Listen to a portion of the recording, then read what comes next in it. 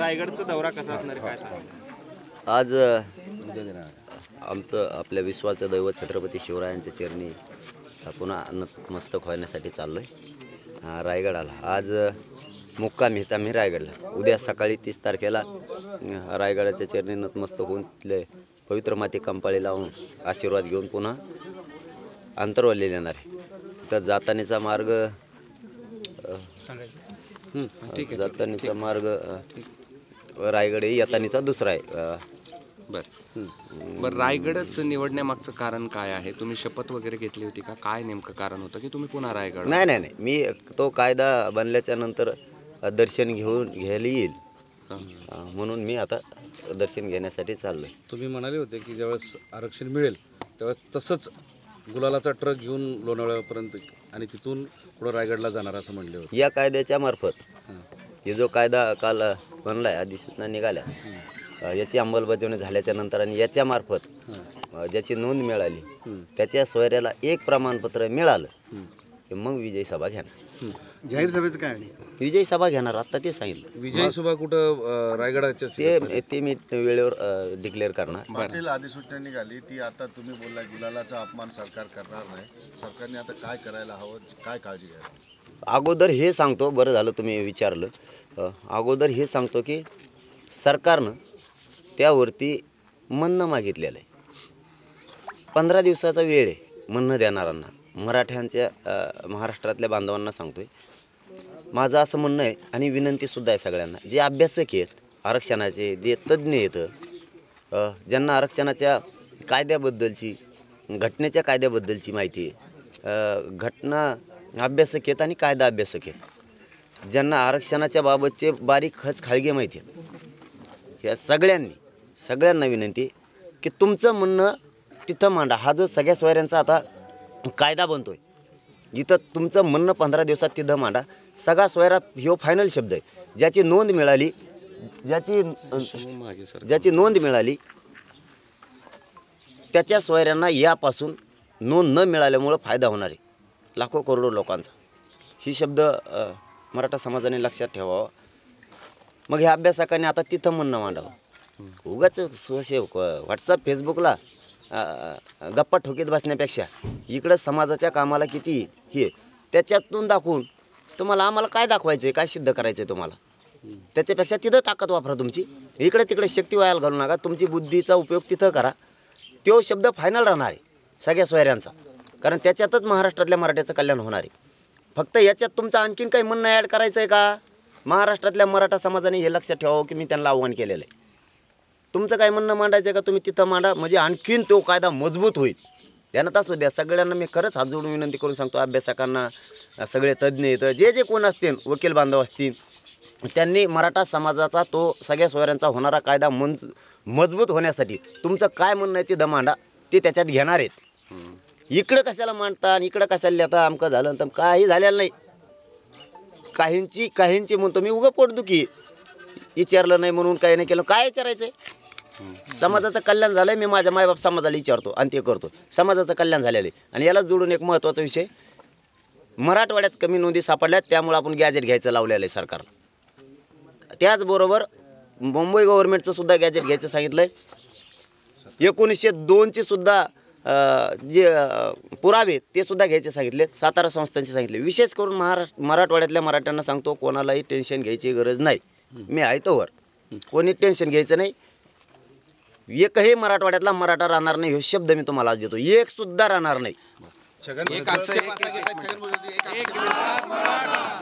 जसं तुम्ही म्हणताय की सजेशन तुम्ही सुचवा, तसेच 15 दिवसात त्याच्यावर ऑब्जेक्शन पण येऊ शकतात. काल छगन भुजबळांकडे बैठक झाली सर्व ओबीसी नेत्यांनी. एक मिनिट, त्यांचा धंदाच येतो त्याचा. कोणाचं चांगलं व्हायला लागलं की त्यांच्या अन्नात माती घालायची. त्यामुळे काही होणार नाही त्या कायद्याला. त्याचे राजपत्रित अधिसूचना निघालेल्या आहेत. काहीच होऊ शकत नाही आता. काहीच नाही. हरकती घेतील ठीक आहे, परंतु त्याच्यात त्यांना एवढं तरी डोकं पाहिजे बैठक घेणाराला. मराठ्यांची नियत चांगली आहे. त्याच्यात ओबीसी बांधवांचा सुद्धा फायदा झाला पाहिजे. त्यांच्या सगळ्या सोयऱ्यांना नसेल तर त्यामार्फत द्या. इतकी नियत साफ आहे आमची. तुमच्यासारखी अशी लोकांच्या अन्नात माती घालणारी नियत आमची नाही. टेन्शन घ्यायची गरज नाही. मी आहे तोवर कोणी टेन्शन घ्यायचं नाही. एकही मराठवाड्यातला मराठा राहणार नाही, हे शब्द मी तुम्हाला आज देतो. एक सुद्धा राहणार नाही. छगन एक असं जसं तुम्ही म्हणताय की सजेशन तुम्ही सुचवा, तसेच 15 दिवसात त्याच्यावर ऑब्जेक्शन पण येऊ शकतात. काल छगन भुजबळांकडे बैठक झाली, सर्व ओबीसी नेत्यांनी त्या ठिकाणी एक मिनिट त्याचं त्यांचा धंदाच येतो त्याचा. कोणाचं चांगलं व्हायला लागलं की त्यांच्या अन्नात माती घालायची. त्यामुळे काही होणार नाही त्या कायद्याला. त्याचे राजपत्रित आधी सूचना निघालेल्या आहेत. काहीच होऊ शकत नाही आता, काहीच नाही. हरकती घेतील ठीक आहे, परंतु त्याच्यात त्यांना एवढं तरी डोकं पाहिजे बैठक घेणाऱ्याला. मराठ्यांची नियत चांगली आहे, त्याच्यात ओबीसी बांधवांचा सुद्धा फायदा झाला पाहिजे. त्यांच्या सगळ्या सोयऱ्यांना नसेल तर त्यामार्फत द्या. इतकी नियत साफ आहे आमची. तुमच्यासारखी अशी लोकांच्या अन्नात माती घालणारी नियत आमची नाही आहे. काल बैठक झाली या सगळ्या ओबीसी नेत्यांची. त्यांनी 3 ठराव संमत केले आहेत. एक पहिला ठराव आहे, सरकारने मराठा आरक्षणाबाबत सगळेसोरे काढला मसुदा रद्द करण्यात यावा. त्याचबरोबर शिंदे समिती असंवैधानिक कुणबी प्रमाणपत्राला स्थगिती देण्यात यावी. त्याचबरोबर राज्य मागासवर्गीय आयोग आणि शिंदे समिती पूर्णतः रद्द करावी. काहीच होणार नाही. मराठ्यांनी टेन्शन घ्यायचं नाही. मी पुन्हा समाजासाठी जर कुठं अडचणी यायला लागली तो भरायला तयार आहे. पुन्हा मी आझाद मैदानाला एकटा जरी बसलो तर माझा करोडो मराठा समाज येत आहे. काही गरज नाही, तुम्ही काहीच टेन्शन घेऊ नका, काहीच होत नाही. फक्त हे जे मध्ये चाळी सुरू आहेत ना, आमकं झालं कुठं त झाला, काय करतो कळत उरतो त सांगतो कशाला त झाला आणि काय झाला तर कायच नाही. मराठी जिंकून आले, कायदा झाला. कायदा डोकं आहे का? कायदा झाला आहे गोरगरीब मराठ्यांसाठी सगळ्या सोयऱ्यांचा. आणि म्हणा आमकं झालं, तुला विचारलं नसन म्हणून तू काहीतरी दुखत असं. पण पण तू आला का तिथं न्यायाला, तुला काय विचारावं? तुला काय तू टंगड्या मोड्या होत्या का पै यायला तिकडं आमच्या संग? इकडं राहून गप्पा ठोकीदा. 50-60 जण आहेत, तुम्ही कोण? इकडे जाऊन गप्पा हाणण्यापेक्षा पायी यायचं. आम्ही तिथं विचारलं असतं आमच्या संघ असेल दादा काय करायचं. आम्ही मुंबई हायकोर्टातले वकील बांधव घेऊन बसलो, अभ्यासक तिथं बोलवलेले घेऊन बसलो. आम्ही नाही ठरवलं आधी. 3 घंटे किस पाडला त्यांनी त्या शब्दाचा सगळ्या सोयऱ्यांचा. आणि मग 3 वाजता सांगितलं आम्ही ठीक आहे. ते म्हणले काय होत नाही याला. तसंच तुमचं म्हणणं आता इकडं मागं मांडण्यापेक्षा आणखीन चान्स आहे. बघा आता शेवटची तुम्हाला हात जोडून विनंती, तू मागं मांडण्यापेक्षा सोशल मीडियाला उगाच शायनिंग मारण्यापेक्षा लोकात गैरसमज पसरवणं. लोकात तर होतच नाही गैरसमज तुमच्याबद्दल, लोकांना माहिती सगळं. पण तरी बी तुम्हाला विनंती माझी, सगळ्या अभ्यासकांना, सगळ्या तज्ज्ञांना, वकील बांधवांना, जे अभ्यासक असतील त्यांनी आपलं म्हणणं ताकदीनं तिथं मांडावं. त्यांनी त्याच्यावरती हरकती मागितल्यात. तुम्ही असं म्हणणं मांडा सगळ्या सोयऱ्यांच्या बाबत की मराठ्यांच्या गोरगरिबाच्या पोराचं कल्याण झालं पाहिजे आणि कायदा मजबूत झाला पाहिजे. हे ताकदीने ही हात जोडून विनंती. तुम्हाला म्हणजे विरोधात बोलत नाही तुमच्या, किंवा तुम्हाला याला तुमच्या जीवारी लागण असं नाही बोलत. हात जोडून मुलगा म्हणून सांगतो तुम्हाला, तुमची काय शक्ती असेल ना आता तिथं मांडणं मांडा, म्हणजे कायदा मजबूत होईल. कायदा तर आता मराठ्यांनी पारित केलायच, बनवलायच. आता फक्त तो मजबूत होण्यासाठी मांडा. आणि विशेष करून पुन्हा एकदा तोच शब्द, मराठवाड्यातला एकही मराठा राहणार नाही, त्याची पुरेपूर काळजी घेणे. एका बी मराठवाड्यातल्या मराठ्यावर अन्याय होणार नाही, हे हा शब्द आहे. त्यामुळे तुम्ही टेन्शन फ्री राहा. कोणीच कसलं टेन्शन घेऊ नका. नोंदी नाही सापडल्या तर टेन्शन घेऊ नका. नाही, ओबीसी नेत्यांना असं वाटायला लागलेलं आहे की आपल्यावर अन्याय झालेला आहे. आणि आमच्यावर इतके दिवस झाला तेव्हा आम्ही आरक्षणात असून 54 लाख नोंदी सापडल्यात. मी आता 1000 बारे विचारले, मीडियाच्या माध्यमातून सुद्धा विचारले, नव्या आहेत का जुन्या आहेत सांगा सरकारनं. सांगितलं कोणचे आहेत? नाही अहो त्यांनी तर नाहीच सांगितलं. मग आम्हीच अंदाजा काय लावला आहे, शक्यता काय असते. शक्यतो त्यांनी वितरित केलेत 39 लाख प्रमाणपत्र, याचा अर्थ नवेच आहेत. माझं फक्त पुन्हा तेच म्हणणं आहे, मराठवाड्यात गॅजेट लावायचे का, काय करायचं आहे, कसं करायचं आहे. 1884ची जनगणना आहे ती लावायची, हैदराबादचे पुरावे घ्यायचे. आणखी समिती 2 महिने मराठवाड्यात काम करणार आहे, आणखीन 2 महिने. म्हणून मराठा बांधवांनी सायलेंट टेन्शन फ्री राहा. माझ्यावर विश्वास आहे ना, तुमचा विश्वासघात नाही होऊन द्याला. फक्त मराठवाड्यातल्या मराठ्यांनी कुणी काही गैरसमज पसरला, आपल्याला काय मिळालं आणि काय झालं सगळ्या महाराष्ट्राला मिळालं आहे आणि मराठवाड्यात सुद्धा कच्चून मिळणार आहे. टेन्शन घेऊ नका. तुमची ताकद वाजवणार एकजूट राहा. एक काही नोंदी अशा सापडलेल्या आहेत, विशेषतः बीड, काही जणांनी फोन करून सांगितलं की बीड जिल्ह्यामध्ये नोंदी सापडल्यात त्या मोडी लिपीमध्ये आहेत. पण ज्या मोडी लिपी अभ्यासकांनी सरकारचे जे होते त्यांनी आडनावाच्या जागी काहीतरी अस्पष्ट असे शब्द दिलेत. पण तेच दुसरे विद्यापीठाचे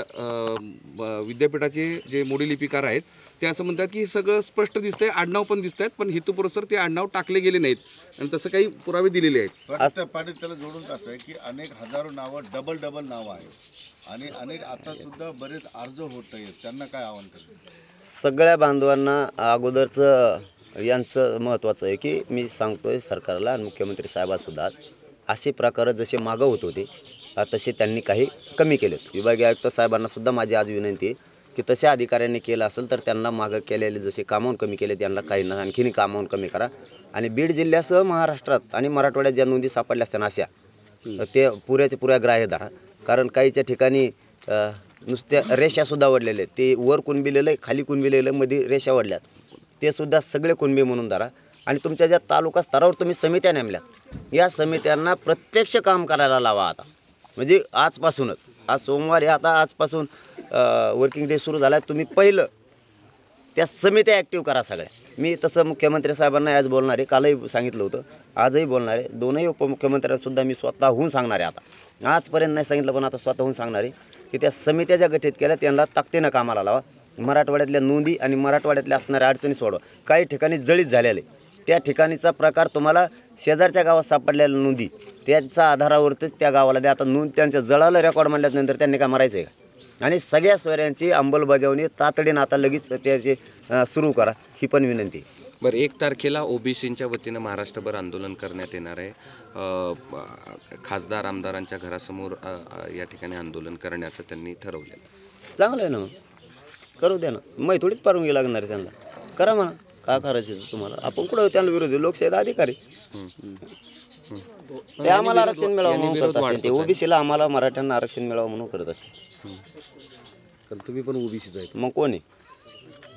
पण हे राजकीय दृष्टिकोनातून आता विरोध होतो, होय ना, मग सामाजिक त्या विरोध दिसतो का नाही दिसतो? आम्ही खंबीर आहे, सामान्य मराठी. फक्त हे वरचे जे आहेत ना थोडे आमचे काही, ते हे थोडे 10-5-50 जण जे आहेत ना, हे आरडाओरडा करायला लावते त्यांना. याच्यापेक्षा इकडं आरडाओरडा करण्यापेक्षा तिथं हरकती मागितल्या, तिथं म्हणणं मांडा तुमचं समाजाच्या बाजूला. समाजाला साथ मिळेल ना तुमची, तुम्ही आमचे आहेत ना. कशाला सोशल मीडियावर आणि त्याच्यावर लिहून तुम्ही गैरसमज पसरता? मराठ्यांना महाराष्ट्रातल्या माझी विनंती, हे गैरसमज पसरायला लागलेत. याच्यापेक्षा यांना मराठा समाजाने असं आव्हान करा, मी पण केलं विनंतीपूर्वक, की तुम्ही लय हुशार आहेत ना, तुमचं म्हणणं तिथं मांडा, कायदा मजबूत करू लागा. इकडं बोंबलून आमचं गोरगरिबाचं अन्नात माती घालू नका. ओबीसीच्या नेत्यांनी तेच सगळ्या ओबीसी समाजाला आवाहन केलेलं आहे की या नोंदी, हा जो कायदा आहे तो कायद्याला आक्षेप घेणारे आक्षेप नोंदवा, मोठ्या संख्येने नोंदवा, सगळे सोयऱ्याला आक्षेप नोंदवा, असं त्यांनी आवाहन केलं आहे. तेच आव्हान सगळ्यांना आवाहन करणार आहे. तेच आव्हान मी सुद्धा आता केलंय की जेवढे अभ्यासक आहेत, घटनातज्ञ आहेत, जे आपले वकील बांधव आहेत, मोठमोठाले जे अभ्यासक त्यात लोक आहेत, यांनी सगळ्यांनी आपल्या जातीची आपण टर उडण्यापेक्षा, त्याच्यात काय मोठेपण आहे तुम्हाला, त्यापेक्षा तुम्ही तिथं तुमचं ताकदीनं म्हणणं मांडा, म्हणजे कायदा मजबूत होईल. आणि मराठा बांधवांनाही महाराष्ट्रातली विनंती, ते जे बडबड चालली यांची, त्याच्यापेक्षा त्यांना असं सांगा की तुमचं म्हणणं तिथं मांडा, म्हणजे आमचा गोरगरिबाचा कायदा पक्का होईल. इकडं काय याला सोशल मीडियावर तुमची लई हुशारी दाखविता, तिथं करा की मायबाप बना नाही गोरगरिबाचे. इकडं हुशारी दाखवून इथं रात भरली येते, त्याच्यावर इतकं लांब लिहिलं आहे ती. हां, मग ते लिहूस तर तिथं मांडणं कसा तो हो म्हणणं काय मांडायचं, कायदा मजबूत होईल ना आमच्या गोर. आम्ही गोरगरीब मराठ्यांनी कायदा आणला का नाही? आणला. आता ते मजबूत करण्यासाठी आम्ही सगळा सोयरा शब्द घातलाय. सगळ्या सोयऱ्याला जोडून तुमचा काही पॅरेग्राफ द्या पक्का, त्याला बेस होईन, आणखीन मजबूत होईन तो कायदा. मराठी पुन्हा जिंकतील सारखे. आम्ही जिंकून आलो, ते नाही गेले आणि काय आणलं. तो आलता का पै इथं बसला घरी गोधाड्या पांघरून 50 आणि आम्हाला लागला शहाणपणा शिकायला. आम्ही कुकडीत पोरं तिथं, आणखीन पोर रस्त्यानं चालत येत. रात्री काल मी माजलगावला गेलो, मला कमीत कमी 200-250 गाड्या भेटल्यात. ते म्हणले आम्ही दमाने मुक्काम करत आलो. हे श्रेय नाही कळत का तुम्हाला? शहाणपणा असल्यासारखा लिहितात त्याच्यावर काही बी. बघा त्यांचा घ्या आदर्श. ते बैठका घेऊन सुद्धा हरकती विरोधात मांडण्यासाठी सज्ज झालेत. तुम्ही सोशल मीडियाला सज्ज झालात काय? तुम्ही तिथं सज्ज व्हा सगळे. महाराष्ट्रातल्या मराठ्यांना विनंती, यांना सांगा, मी पण विनंती करून सांगितलं की तुमचं काय ज्ञान आहे ना तिथं वापरा, कायदा मजबूत होईल. इकडे सोशल मीडियावर वापरून वाटोळं करू नका, अन्नात माती घालू नका. धन्यवाद. ठीक आहे, धन्यवाद.